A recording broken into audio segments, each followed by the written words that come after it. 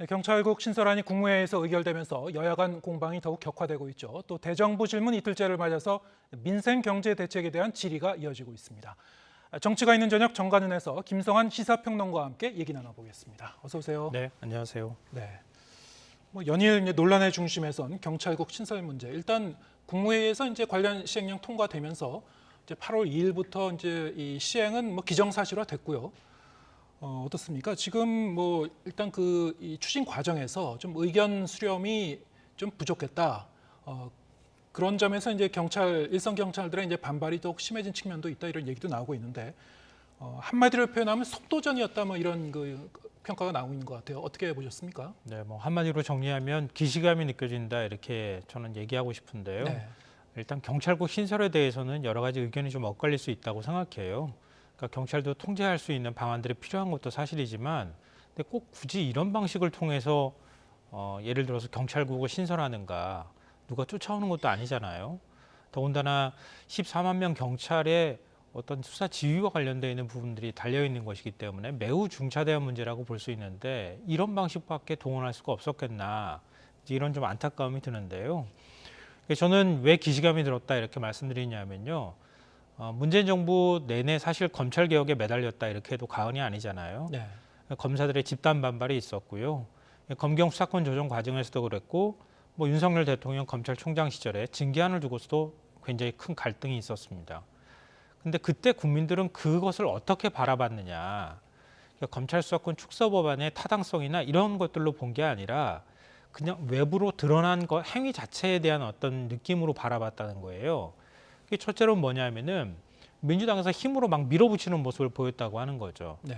근데 절차적 공정성, 절차적 민주성도 굉장히 중요한데 그런 것들을 다 무시하는 것처럼 보여서 결국은 공정과 상식의 가치를 훼손했다, 이런 논리로 규결되게 만들었다고 하는 거죠. 둘째로는 이제 그런 모습들이 오만함이라고 하는 이미지로 연결이 됐다고 좀 봐요. 그래서 결국은 나중에 가서 선거를 3번 연거푸 패배하게 만드는 한 원인이 됐다고 생각하거든요.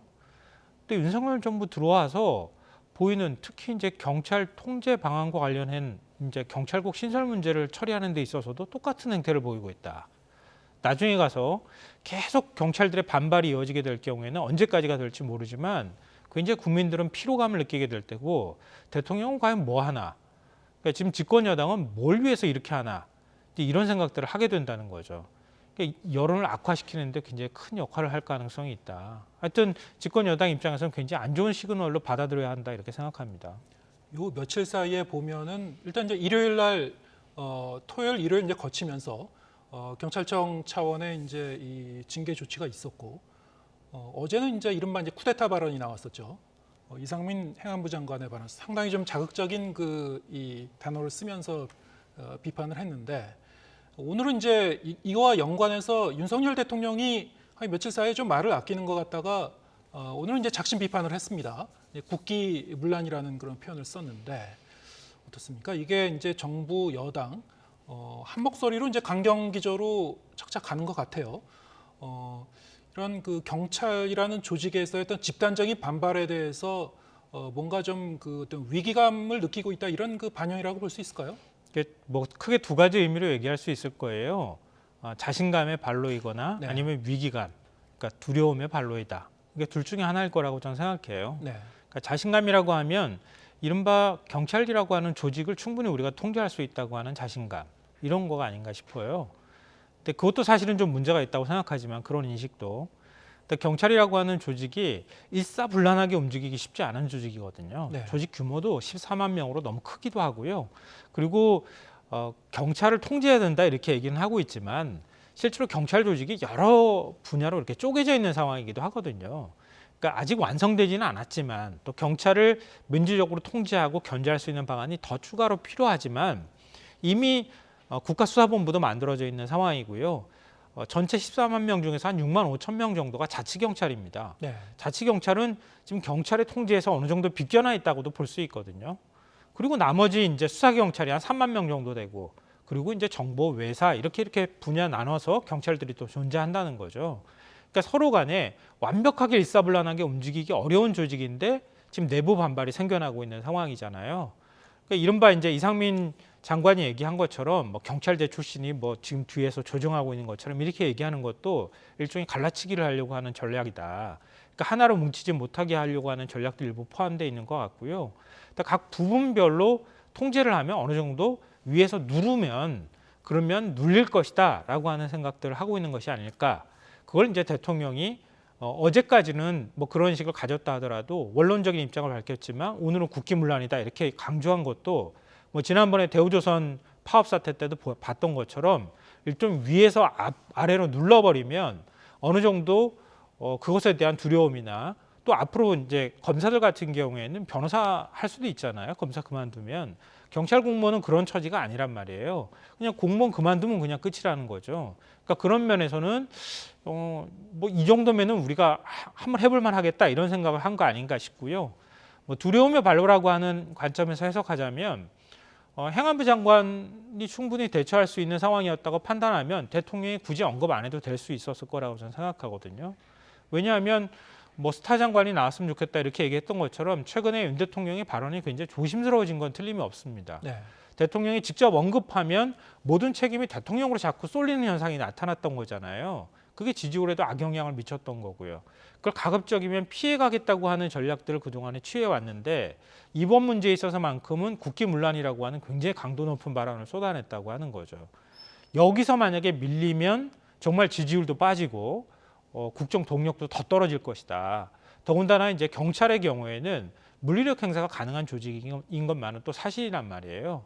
더군다나 경찰은 현직 경찰도 있지만 경호에도 있고 그 가족까지 포함하면 100만 명이 관련자가 넘을 수도 있는 가능성이 있단 말이에요.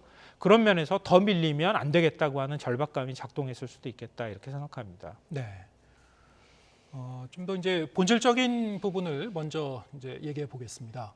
그러면은 이 경찰국 신설 과연 어느 정도 이제 필요한 건가, 정당화될 수 있는 건가? 이게 이제 양측 간의 이제 주장은 이제 맞서고 있고 이미 이제 배는 떠났습니다. 이제 이 신설은 기정사실화 되긴 했습니다만 지금 정부에서 얘기하고 있는 것은 그 전 정권에서는 이제 청와대 민정수석실에서 비공식적으로 이 경찰 인사를 통제를 했는데 이것을 좀 더 투명한 방식으로 민주적으로 통제하려고 하는 것이다. 이것이 왜 나쁘냐 이런 식으로 이제 이 설명을 하고 있거든요. 여기 대해서는 어떻게 보시는지요? 네, 민정부가 국정 운영하는 스타일을 보면요, 일종의 보복 심리 같은 게 좀 깔려 있는 것 같다는 생각을 하게 돼요. 네. 그러니까 우리도 당했으니 너희도 당해봐라. 그러니까 우리도 검찰 개혁을 통해서 수사권도 많이 뺏겼고, 그리고 법무부에 검찰국도 있고, 우리도 통제받고 있는데 당신들이라고 뭐냐? 당신도 똑같이 당해야 되는 거 아니냐? 아니면 당신도 똑같은 기준으로 적용해야 되는 거 아니냐? 뭐 이런 인식을 갖고 있는 것 같아요. 그러니까 경찰들이 반발하는 것에 대해서 검사 뭐 정권이다 뭐 이렇게 얘기하는 것처럼 도저히 이해가 안 되는 거죠. 본인들이 겪어왔던 삶의 모습으로 바라보면. 근데 그런 생각이 드는데 저는 이런 질문을 하고 싶어요. 대통령하고 장관하고 똑같습니까? 그러면 대통령은 행정부의 수반이라고 하지만 대통령 중심제 국가잖아요. 대법관도 임명할 수 있죠. 헌법재판소장도 임명할 수 있어요. 입법, 사법, 행정에 관해서 모두 다 대통령의 영향이 입김이 행사되지 않는 곳이 없어요, 사실은. 네.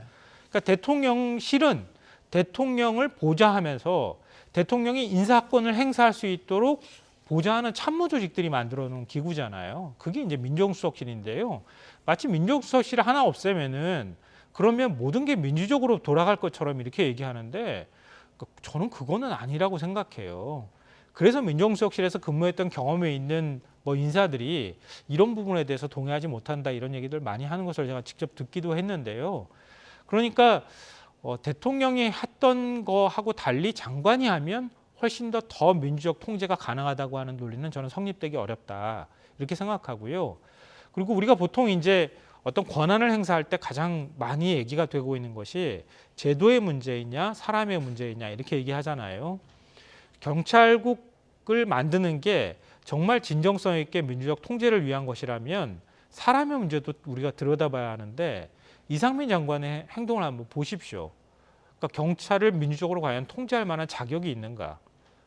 그러니까 장관 취임하자마자 뭐 경찰국 신설 방안이나 통제 방안 내놓겠다고 하고 자문위 회의 열고 자문위도 사실은 뭐 자신의 통제 하에 있었다고 해도 저는 과언이 아니라고 인식하고 있지만 어찌됐든 결론 다 내리고 나온 결론이었고, 그리고 인사할 때도 그 고위직 치안정감 인사하는 데 있어서도 면접도 보고, 그리고 경찰 수사지휘도 나 하겠다고 대놓고 얘기하고, 대우조선 파업할 때 경찰 특공대 투입하자는 얘기까지도 했었다는 거 아닙니까? 이런 사람한테 권력 쥐어주고 장관이니까 민주적 통제하십시오라고 얘기하면 통제할 자격이 있나요? 저는 굉장히 위험하다고 생각하거든요. 그러면 장관을 최소한 객관적으로 그렇게 통제할 만한 자격을 갖춘 사람을 임명하든가 해야 되는데 지금 그러지도 못한 모습처럼 보인다는 거고 하는 거죠. 오죽하면 경찰에서 하나에 비유하는 것에 대해서 저렇게 강력하게 반발하겠습니까? 그 발언 때문에. 그러니까 경찰이 일종의 권력의 신여나 도구처럼 여겨졌기 때문에 치안본부 시절을 탈피해서 이른바 행안부 외청으로 분리되는 과정들이 있었는데 다시 그 시절로 되돌리겠다고 하는데 경찰 입장에서 그런 부분들 받아들이기 쉽겠냐는 거죠. 네. 그러니까 그런 면에서도 경찰의 반발이 일어나지 않을 수가 없는 상황이 됐다 이렇게 생각합니다. 네.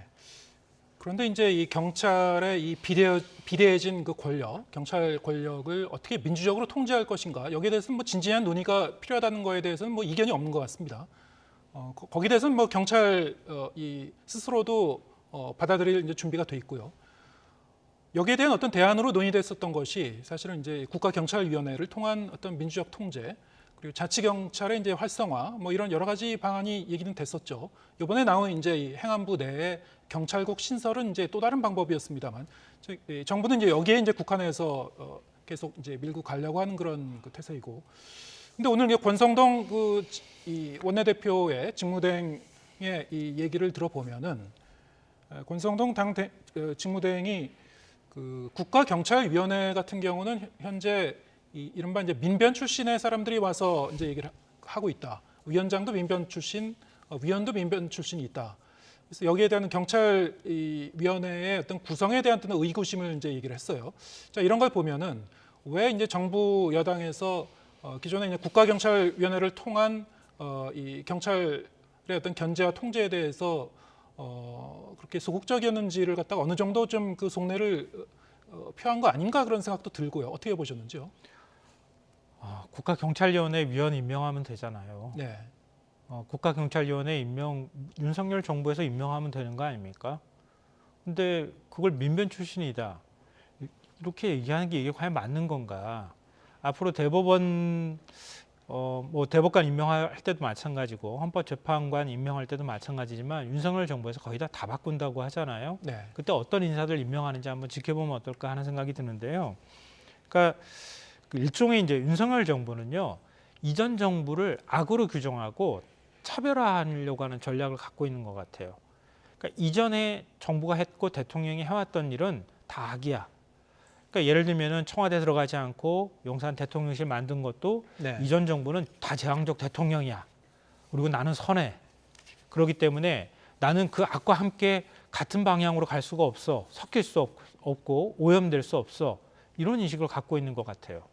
그러니까 문재인 정부가 했던 것들은 다 악으로 규정하고 그리고 우리는 달리 가야 되는 거야.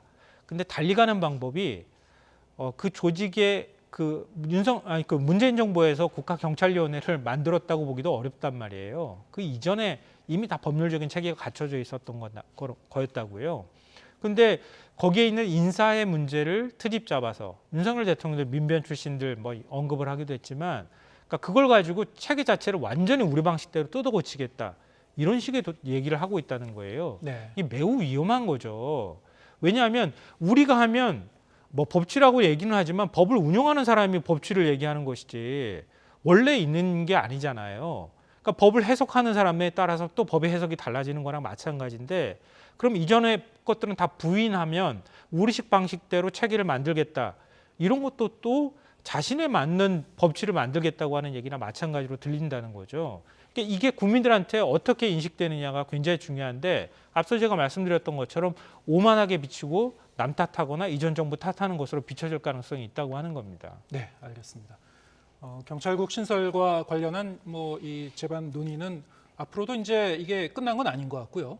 국회 차원에서도 이제 공방은 계속 좀 이어질 것 같고 경찰 내부의 이제 반발도 금방 사그라들 것 같지는 않습니다. 이제 계속 좀 지켜보기로 하고요. 또 오늘 이제 국회 본회의에서 이제 경제 분야 대정부 질문이 진행이 됐죠. 저희 이제 시간이 많이 남지는 않았습니다만 간단하게 짚어보겠습니다. 일단은 첫 세제 개편안에 대한 어떤 질의가 있었는데 관련 녹취를 잠깐 좀 들어볼까요? 예, 들어보고 얘기 나눠보겠습니다. 법인세 감세로 인해서 부자에게는 혜택을 주고 소득세 감세는 요만큼 하면서 생색을 내고 있고 지역 상품권 중단 축소 관련돼서는 소상인과 서민을 울리고 있다라고 하면서 더불어민주당 이재명 국회의원을 중심으로 해서 여당에서 많은 비판을 쏟아내고 있습니다. 법인세는 일부 대기업에만 이번에 감세를 한 것이 아니고 중소 중견기업에도 대대적인 감세를 했다. 그래서 감세의 정도는 상대적으로 보면은 중소 중견기업에 대한 감세가 더 많다라는 말씀을 드리고 소득세도 개편을 하면서 상대적으로 중하위 이 소득 구간에 있는 분들한테 소득 감소 혜택이 더 많이 가도록 그렇게 배려를 하면서 작업을 했다 하는 말씀을 드립니다. 윤석열 정부의 감세 정책이 중산층과 서민을 위한 정책이라고 그러는데 종부세도 대폭 삭감해 주는데 2% 국민이 중산층이고 서민입니까? 지금 경제 위기 상황에서 윤석열 정부가 기업을 투자하게 만들 요술 방망이도 없는데 이렇게 막연한 희망에 의해서 현찰로 감세를 해줍니까? 네, 지금 정부의 이제 세제 개편안이 주로 대기업이나 부자를 위한 감세 아니냐 이런 지적에 대해서 이 추경호 부총리는 중소기업이나 중견기업에 오히려 더 이 감세 정도가 더 상대적으로 많다 이렇게 반박을 하고 있습니다. 어떻게 보셨습니까? 거짓말을 안 하면서 거짓말하는 방법이라고 저는 생각해요. 네, 물론 이제 중소 중견기업의 경우에 이익이 많은 기업은 법인세 감세 혜택을 볼 수 있겠죠. 근데 지금 얘기 나오는 게 뭡니까? 우리나라 법인의 절반 정도는 이익을 못 내가지고 법인세를 내지를 못해요. 그럼 절반이 빠집니다. 빠지고 난 다음에 이익을 많이 내는 기업이 더 많은 혜택을 가져갈 수밖에 없어요. 법인세 깎아주면. 그래서 뭐라고 얘기합니까? 전체 법인세 감면액 한 6조 원 정도 중에서 3분의 2가량이 10대 대기업한테 집중될 수밖에 없다. 그 전체 금액 중에서 30%가 삼성그룹이 감세받는 거다. 이런 얘기가 나오는 거예요. 근데 틀린 말은 아니죠. 추경호 부총리가 얘기한 게. 중소 중견기업도 다 법인세 혜택 받을 수 있습니다. 근데 상황을 호도하는 거죠. 그리고 종부세 인하도 역시 마찬가지입니다. 종부세 내는 사람이 2% 정도 된다고 하는 거야. 다 아는 사실이잖아요. 이미 정부에서 다 인정했던 사실이고요. 근데 자산 양극화 문제 우리 생각 안 할 수가 없잖아요. 근데 그게 소수의 그 자산 부자들한테 자산이 많은 사람들한테 혜택이 집중될 수밖에 없다는 거를 왜 자꾸 숨기려고 하는지 잘 모르겠어요. 그러니까 차라리 낙수 효과가 더 있다고 강조를 하든가 그렇게 해야 논리적으로 맞아 떨어지는 얘기를 자꾸 하고 있는 것인데요. 근데 더 우려되는 측면은 그런 거예요. 제가 생각할 때는 취약계층이나 지금 소득이 낮은 사람들한테 물가가 이렇게 올라갈 때 직접 지원의 필요성이 더 많이 필요하단 말이에요. 그러니까 경기 활성화를 통해서 그 사람들한테 일자리가 만들어지고 자연스럽게 소득이 늘어날 것입니다. 이렇게 얘기는 하고 있지만 그것도 경제학계에서 증명되지 않았다고 얘기는 하지만 근데 이럴 때에는 직접적인 지원이 필요한데 예를 들면 재정 건전성이 필요하다고 얘기하잖아요. 오히려 더 국가 재정을 더 축소 재정 편성하겠다고 하는 쪽으로 지금 가고 있어요. 근데 세금 다 깎아주잖아요. 세금 많이 내는 사람들 깎아줘서. 그러면은 지금 한 13조 원 정도가 지금 세수가 펑크날 상황이라고 하는데 그러니까 세수가 좀 줄어든다고 하는데 그럼 무슨 돈으로 병사 월급 200만 원 줍니까? 그러니까 이것 주고 다 주고 난 다음에 나중에 가서 돈 없다고 얘기하면 그거 어떤 사태가 벌어질 거예요. 그러니까 힘들고 어려운 사람들한테 세금 그 사람들도 깎아줍니다라고 얘기하는 게 아니라 지금 이 시점에는 그런 사람들한테 국가 재정으로 더 적극적으로 도와줘야 하는데 지금 거꾸로 방향을 잡은 것이다. 이런 얘기들을 제대로 하지 않고 솔직하게 털어놓지 않는 게 나중에 가서는 국민들을 어떻게 인식할지 좀 민심이 더 나빠질 가능성이 훨씬 높아지지 않을까 걱정됩니다. 네. 이제 세수는 이제 더 감소될 텐데 진짜 도와줘야 될 때 그리고 국가가 이제 지출해야 될 때 어떻게 이 돈을 쓸 건가 여기에 대한 어떤 이 논리적인 그 모순이 있다 이렇게 이제 지적을 해주셨습니다. 앞으로 이제 그 부분에 대해서도 이제 계속 좀 얘기가 나올 것 같습니다. 오늘 여기까지 듣겠습니다. 김성환 시사평론가와 함께했습니다. 고맙습니다.